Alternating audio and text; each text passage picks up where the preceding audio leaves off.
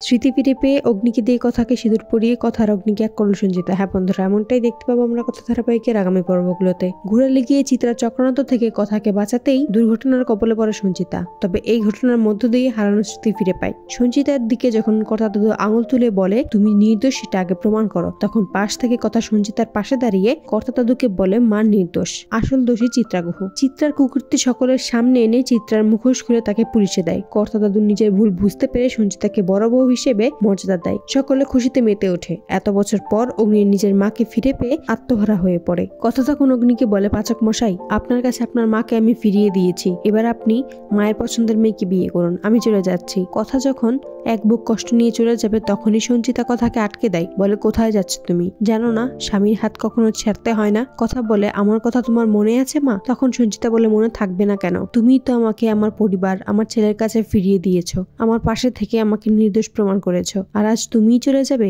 এটা কখনোই হতে পারে না। তুমি কোথাও যাবে না, এই বাড়ি ছেড়ে, এই সংসার ছেড়ে, আর আমার ছেলেকে ছেড়ে কোথাও তুমি যেতে পারবে না। আমার ছেলে আমার পছন্দে বিয়ে করবে, এটা তো বললে তুমিই তো খুব মিষ্টি, আর আমার ছেলের জন্য তোমাকেই আমার পছন্দ, তুমিই পারবে আমার ছেলেকে আগলে রাখতে, এই পরিবারটাকে সব বিপদ থেকে রক্ষা করতে। আমি তোমাদের এক করে দিলাম, তোমরা যতই বাধা আসুক না কেন, ঝড় আসুক না কেন, কখনো এই হাত ছেড়ে যাবে না। তো বন্ধুরা, তোমরা এটাই তো চাও যেন স্মৃতি ফিরে আসার পর চিত্রাকে পুলিশে দিয়ে অগ্নি এর কথাকে এক করে দেয় সঞ্চিতা? কমেন্টে জানাও।